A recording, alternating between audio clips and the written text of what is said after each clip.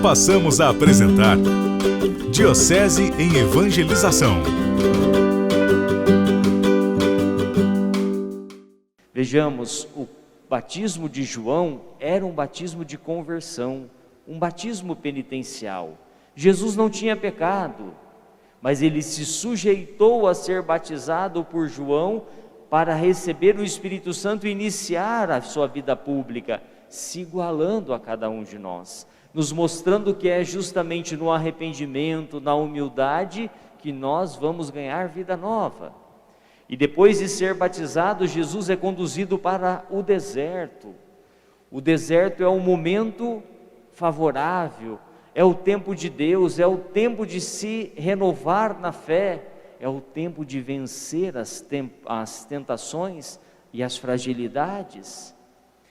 A Bíblia, quando diz 40 dias, 40 anos, o número 40 é justamente esse tempo favorável que Deus dá ao seu povo escolhido.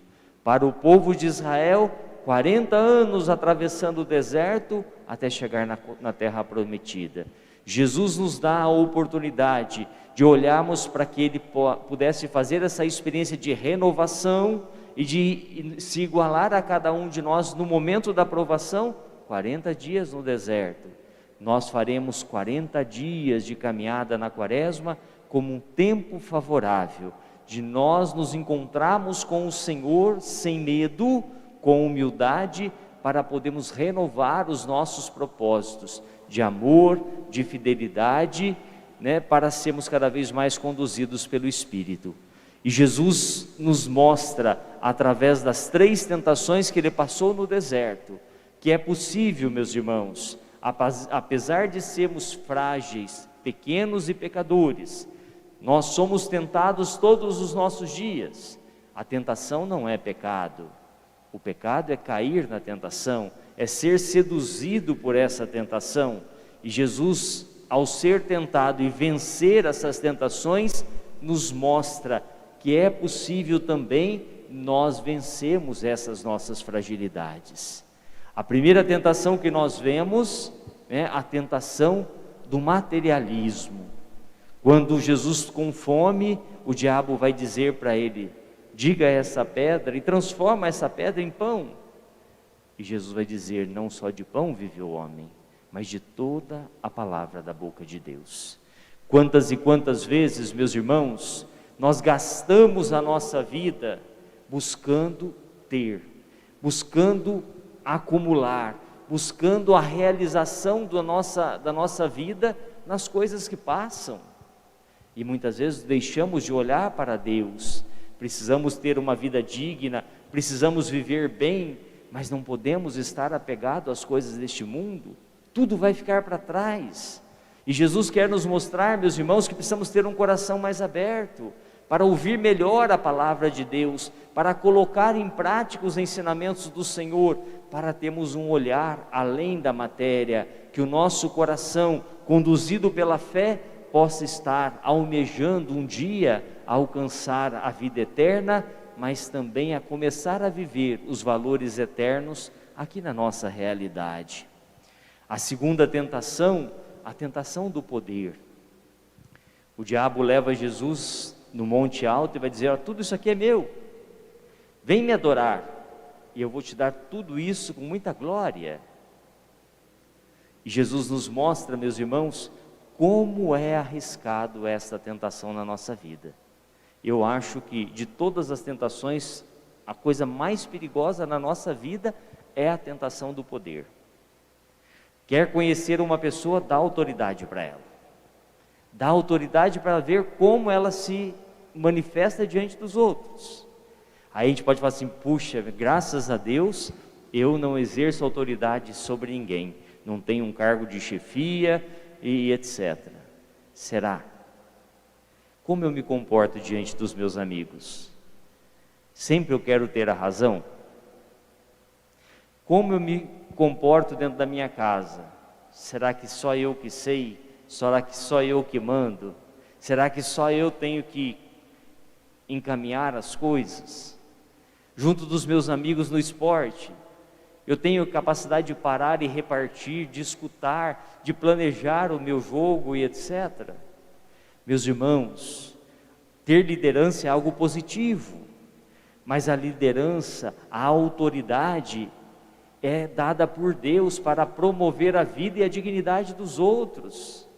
Quando a gente olha lá no Antigo Testamento, quem ungia os reis? Era o próprio Deus, para que eles pudessem estar exercendo a sua autoridade, para estar a serviço do povo, para olhar para a necessidade do seu povo. A autoridade que Deus nos dá é para que nós sejamos promotores da paz e da dignidade.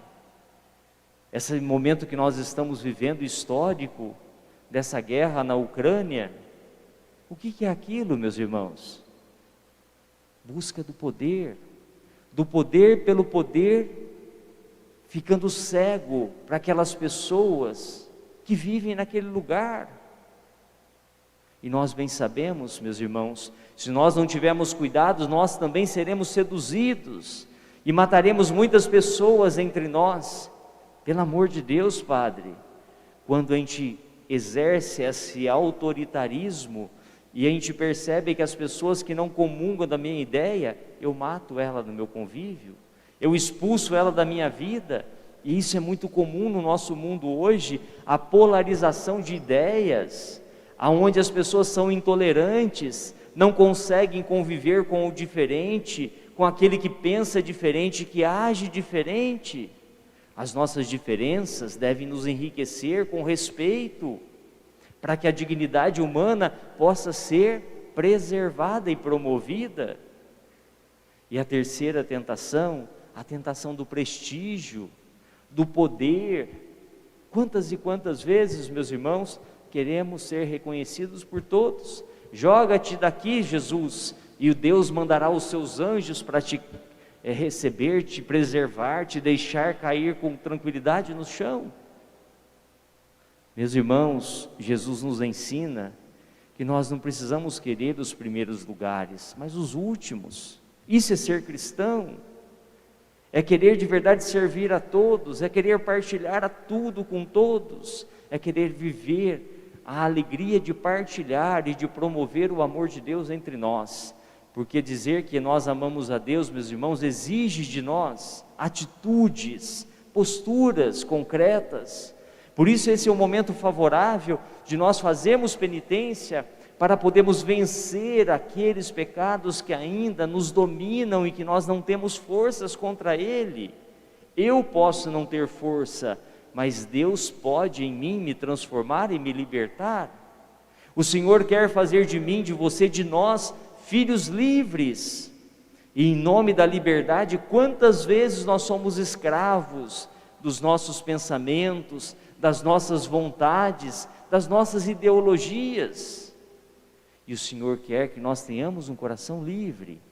A primeira leitura do livro do Deuteronômio nos mostra a história do povo de Israel, que Deus fez aliança com esse povo, que escolheu esse povo para escrever a salvação. No entanto, esse povo foi infiel.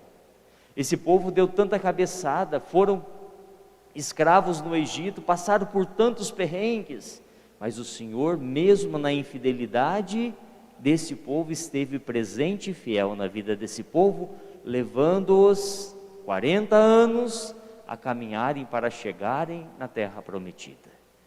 E o autor sagrado vai nos mostrar que ao chegar na terra prometida, ao conquistar as promessas de Deus, eles professam a fé. E depois de conquistar a terra prometida, os judeus professavam sempre a fé. Os nossos pais eram arameus errantes, ou seja, lembrando toda a história da salvação do povo de Israel, professando a fidelidade de Deus diante da história desse povo. Nós, como cristãos, como dizia também São Paulo na segunda leitura, somos chamados a professarmos a nossa fé. É através da nossa fé que nós vamos de verdade ganhar a salvação. Nós sabemos do nosso pecado, mas eu professo que maior do que o meu pecado é o amor misericordioso de Deus, que me coloca em pé, que restaura a minha dignidade, que perdoa as minhas faltas e que me traz a alegria de ser filho amado. E Deuteronômio nos mostra que além de professarem a fé, o povo trazia para o altar do Senhor as cestas com os primeiros frutos da fidelidade de Deus na sua vida. Celebrar a Eucaristia, meus irmãos, é trazer neste altar tudo aquilo que nós somos e temos. Quantas vitórias Deus já te deu, quanta força Deus te dá todos os dias. E é neste altar que nós renovamos a nossa fé, que nós renovamos a nossa dignidade, que nós nos sentimos amados e capacitados também para amar. Nós sabemos que o pecado vem de verdade minar o nosso coração na capacidade de sentirmos amados por Deus e também na capacidade de nos amarmos uns aos outros.